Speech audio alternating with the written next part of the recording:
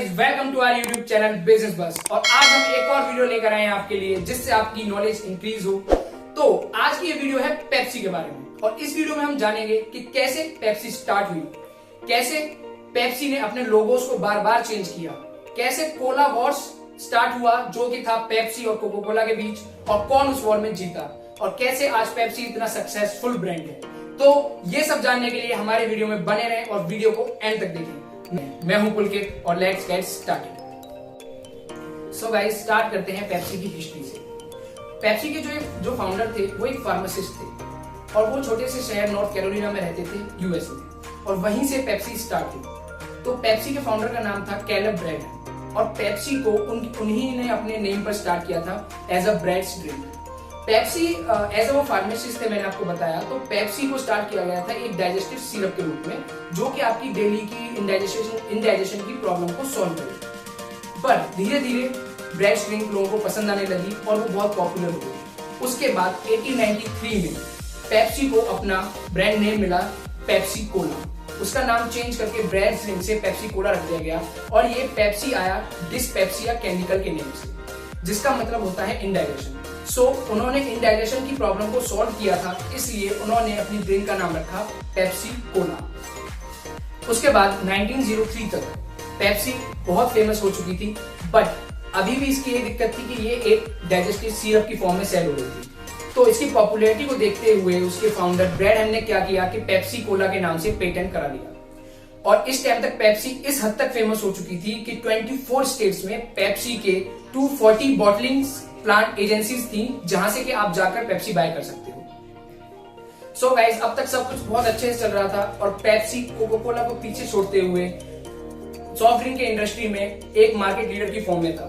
पर 1920 से 1930 के बीच कुछ ऐसा हुआ कि पेप्सी की हालत इतनी ज्यादा खराब थी कि पेप्सी अपने सबसे बेकार फेज से गया, क्योंकि 1920 के बाद कोका कोला को मिला उनका नया सीईओ, जिनका नाम था रॉबर्ट वुडरफ। उन्होंने अपनी नई स्ट्रेटेजीज और प्लानिंग के साथ कोका कोला के यूरोप में नए बहुत सारे बॉटलिंग एजेंसीज खोली, बॉटलिंग प्लांट्स खोले, जिसके बाद कोका कोला ने मार्केट में फिर से एंटर किया और पेप्सी को पीछे पछाड़ दिया, और कोका कोला एक लीडर बन चुका था। और पेप्सी की हालत 1920 से 1930 तक इतनी ज्यादा खराब थी कि पेप्सी ने खुद को बैंकक्रप्ट तक डिक्लेयर कर दिया।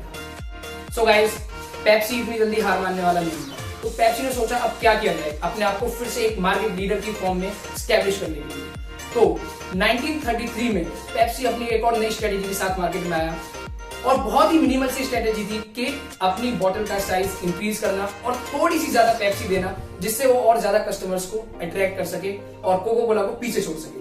तो 1933 में पेप्सी ने अपनी बोतल्स का साइज इंक्रीज किया, और उसके साथ ही उन्होंने अपना एक नया एड जिंगल भी चलाया, जिससे वो लोगों को बता सकें कि यस, हमारी बोतल का साइज इंक्रीज है और हम उसी सेम प्राइस में आपको ज्यादा क्वांटिटी में पेप्सी प्रोवाइड करा रहे हैं। और फिर क्या था यार, पेप्सी फिर से अपने ट्रैक पे वापस आता गया। और हाँ यार, जब हम पेप्सी की बात कर रहे हैं तो पेप्सी अपना लोगो कैसे चेंज नहीं करेगा। फिर से 1940 में पेप्सी ने अपना लोगो चेंज किया, और फिर से वो एक और नया लोगो के साथ मार्केट में वापस आया। सो अब 1940 से 1950 तक 10 साल हो चुके थे, और पेप्सी फिर से एक मार्केट लीडर की फॉर्म में मार्केट में स्टैंड कर रहा था। पर अब आया 1950s, और पेप्सी ने फिर सोचा कि कुछ एक्सपेरिमेंट किया जाए और अपना लोगो फिर से चेंज किया। और 1950s ही वही टाइम था जब पेप्सी को अपना कलर मिला, जो है ब्लू, जिसकी वजह से हम आज सभी पेप्सी को जानते हैं ब्लू कलर की वजह से। और उसी टाइम उनका वो स्लोगन आया, ब्लीड ब्लू।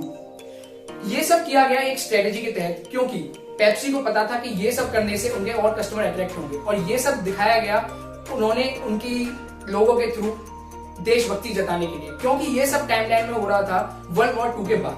और इस वजह से पेप्सी फिर से एक बार कस्टमर्स के बीच पॉपुलर हो गया, और उसकी डिमांड फिर से मार्केट में बढ़ गई।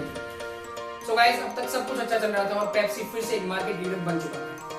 अब आता है 1962, और पेप्सी के लिए ये ईयर बहुत ही ज्यादा क्रूशियल था और ट्रेंड चेंजर भी था, क्योंकि 1962 में ही पेप्सी ने सोचा कि क्यों नहीं अब अपनी ड्रिंक को सोडा ड्रिंक की जगह सॉफ्ट ड्रिंक की तरफ बेचा जाए, क्योंकि अब तक पेप्सी कोला के नाम से जाना जाता था और बेचा जाता था। बट अब उन्होंने सोचा कि हम पेप्सी कोला से पेप्सी पर शिफ्ट होंगे, और उन्होंने पहली बार 1962 में पेप्सी को as a soft drink sell करना स्टार्ट कर दिया था। और फिर से एक बार 1962 में पेप्सी का लोगो चेंज हुआ और इस बार लोगो बहुत ही सिंपल सा था, बहुत ही सिमेट्रिकल सा था और बहुत ही नॉमिनल से चेंज थे। उसमें बस पेप्सी लिखा हुआ था, कोई कोला नहीं था, कुछ नहीं था। क्यों? क्योंकि ये भी एक पेप्सी की स्ट्रेटेजी थी। पेप्सी चाहता था कि उसको लोग जाने और वो शो कर सके कि पेप्सी एक सिंपल सा ड्रिंक है और इसे कोई भी यंग बंदा पी सकता है। पेप्सी ने अपना नया कैंपेन स्टार्ट किया पेप्सी जनरेशन के नाम से, जिसमें था कि yes, Pepsi is for young people and bold people. So अब करते हैं बात 1973 में पेप्सी ने अपना लोगो फिर से एक बार चेंज किया और पेप्सी लेके आया अपना फेमस लोगो ग्लोब के ऊपर। जैसे कि आप सभी अब जानते हैं कि पेप्सी अपना लोगो एक सर्कल के अंदर बनाता है, पर वो एक सर्कल नहीं, वो डिपिक्ट करता है ग्लोब को। और उस ईयर पहली बार पेप्सी रेड और ब्लू कलर का मिक्स लोगो लेकर आया। पर यार अभी भी कोको कोला उसे कंपटीशन में था और कोको कोला उसे अच्छा कंपटीशन और टफ कंपटीशन दे रहा था। तो पेप्सी को मार्केट लीडर बने रहना था, तो पेप्सी ने अपनी एक और नई स्ट्रेटेजी स्टार्ट की जिसका नाम था पेप्सी चैलेंज, जो कि मेनली टारगेट था यूथ के लिए। तो यूथ उस चैलेंज को एक्सेप्ट करे और एक दूसरे को चैलेंज कैसे दे जिससे उनकी और ज्यादा सेल बढ़े। और ये चैलेंज भी और ये कैंपेन भी पेप्सी का बहुत ज्यादा फेमस हुआ, जिससे फिर से वो कोको कोला को कंपटीशन देते हुए आगे बढ़ गया। तो गाइस अब तक बहुत सब कुछ अच्छा चल रहा था और पेप्सी बहुत ही फेमस ब्रांड था और पेप्सी की सेल भी इंक्रीज हुई थी। और जैसे कि मैंने आपको बताया कि पेप्सी कैंपेन करने में सबसे आगे था, तो पेप्सी का एक और कैंपेन था जो बहुत फेमस हुआ जिसका नाम था Pepsi sky riding. Pepsi sky riding में क्या होता था कि पेप्सी ने एक पायलट एंडी को हायर किया। वो क्या करते थे कि प्लेन से पेप्सी का नाम राइट करते थे, लिखते थे आसमान में, जो कि लोगों की भीड़ इकट्ठा हो जाती थी उसे देखने के लिए। और पेप्सी जब भी, यार हम बात कर रहे हैं बस पेप्सी के बारे में, पर पेप्सी का बहुत बड़ा कंपटीशन जो कि था कोको कोला, वो भी मार्केट में अभी था। और इसका मतलब ये नहीं था कि पेप्सी अगर न्यू कैंपेन्स कर रही है तो पेप्सी जीत चुका है, नहीं, कोको कोला भी उसके कंपटीशन में था और बहुत सही कंपटीशन दे रहा था। और फिर आया 1980s, जहां की स्टार्ट हुआ कोला वॉर्स, जो कि बहुत ही फेमस केस स्टडी भी है, बहुत सारे एमबीए स्कूल्स में पढ़ाई भी जाती है। इस टाइम क्या हुआ कि कोको कोला ने भी अपने न्यू ड्रिंक्स मार्केट में लाने शुरू किए, जिसका एक एग्जांपल था कोक विद कॉफी, बट वो बहुत ही फ्लॉप ड्रिंक रहा। पर इसका मतलब ये नहीं था कि हाँ कोको कोला हार मान चुका है और पेप्सी जीत चुका है, नहीं, इन दोनों का वॉर चलता रहा और कोको कोला पे लोगों को बहुत भरोसा था, क्योंकि जैसा कि मैंने आपको बताया कि पेप्सी का लोगो हर 5 या 10 साल में चेंज हो रहा था, बट कोको कोला का लोगो और कोको कोला की ब्रांड वैल्यू फिक्स थी, जो कि ओल्ड स्कूल से चलती आ रही थी। और लोगों को कोको कोला पर बहुत भरोसा था कि हाँ कोको कोला एक पुराना ब्रांड है और कोको कोला कभी चेंज नहीं करता अपने आप को। पर दिक्कत ये थी कि कोको कोला अपने आप को चेंज नहीं कर रहा था और ये सब यूथ को अच्छा नहीं लग रहा था, क्योंकि यूथ को चाहिए था कुछ ना कुछ चेंज, और जो कि पेप्सी सही से टारगेट कर रहा था। तो ये कोला वॉर्स और आगे बढ़ा, पर एक दूसरे को बहुत ज्यादा अच्छा कंपटीशन देते हुए कोको कोला और पेप्सी अब भी मार्केट में थे, बट पेप्सी अभी भी एक मार्केट लीडर था 1980s के बाद। तो यार गाइस, कोला वॉर्स चल रहा था 1980s से और वो 1990s तक आते हुए खत्म हो गया, क्योंकि पेप्सी और कोको कोला दोनों जान चुके थे कि यार हमें अपनी सेल्स कहाँ करनी है, हमारी क्या टेरिटरी है, हमारे क्या कस्टमर्स हैं। तो 1990s तक आते आते ये वॉर ओवर हो चुका है।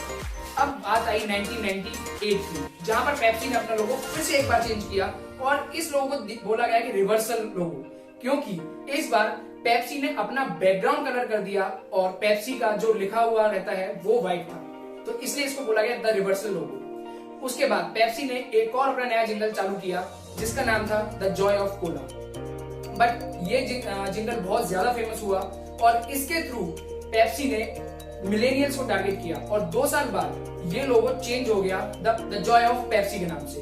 और उसके बाद पेप्सी ने अपना एक नया म्यूजिक वीडियो लॉन्च किया और जिसमें बहुत ही फेमस ब्रिटनी स्पीयर्स ने फीचर किया और जिसके बाद इसकी पॉपुलैरिटी और ज्यादा बढ़ चुकी थी। तो 2000 तक आते आते पेप्सी फिर से एक पॉपुलर ब्रांड बन चुका था और इसके बाद यार गाइस पेप्सी ने अपना ऐसे ही धीरे धीरे मार्केट बढ़ाया और बहुत सारे ब्रांड एम्बेसडर्स लिए, बहुत सारे कैंपेन किए।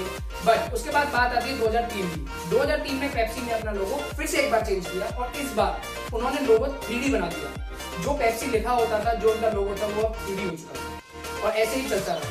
उसके 3 साल बाद 2006 में पेप्सी ने अपना लोगो फिर से चेंज किया। क्यों? क्योंकि पेप्सी अब तक एक यूथ ड्रिंक बन चुका था और पेप्सी को पीने वाले लोग अपने आप को बहुत ज्यादा कूल समझते थे और यस, उनको लगता था कि पेप्सी एक कूल ड्रिंक है, सॉफ्ट ड्रिंक है। यस, तो यार अब तक आपने पूरी वीडियो में देखा होगा कि पेप्सी ने अपना लोगो कितनी बार चेंज किया। हर 2-3 साल बाद उनका लोगो चेंज हो जाता था। पर अब आया 2008 जहां पर पेप्सी ने एक बार फिर से अपना लोगो चेंज किया as a global cola drink. But इस बार इस लोगो में बहुत कुछ नया था और बहुत कुछ अलग था, क्योंकि इस बार पेप्सी ने पूरे $1 मिलियन खर्च किए थे इस लोगो को चेंज करने के लिए और इस वजह से ये लोगो दुनिया का सबसे महंगा लोगो कहा जाता है। और अगर इस चीज के बारे में आपको और ज्यादा इंफॉर्मेशन चाहिए तो हमारे दूसरे वीडियोस को देखें जो सारी ब्रांड्स और सारे बड़ी ऑर्गेनाइजेशंस के लोगोस के बारे में है। यस, सो पेप्सी ऐसे ही धीरे धीरे अपने नए कैंपेन्स लाता रहता है और टॉप पर रहता है। बट यस, वी नो कि उसके कंपटीशन में कोका कोला हमेशा रहेगा और हमेशा है। तो इन दोनों का कोला वॉर्स हमेशा चलता रहता है। तो बताइए आपको कैसा लगा ये वीडियो, कैसी लगी आपको ये सारी नॉलेज पेप्सी को लेकर। और अगर आप ऐसे ही नए वीडियोस और नॉलेजेबल वीडियोस चाहते हैं तो प्लीज कमेंट्स कीजिए, हमारे चैनल को लाइक कीजिए, वीडियोस को लाइक कीजिए और जाके चैनल को सब्सक्राइब कीजिए। आपको एक रेड बटन दिखेगा, उसको दबाइए, उसके साइड में एक बेल आइकन होगा, उसको भी दबा दीजिए, जिससे ये होगा कि हम कभी भी अपनी कोई नेक्स्ट वीडियो डालेंगे तो आपको उसकी नोटिफिकेशन मिल जाएगी। ऐसे ही हमें सपोर्ट करते रहिए गाइस, क्योंकि आपके लाइक से हमें सपोर्ट मिलती है और हम मोटिवेट होते हैं।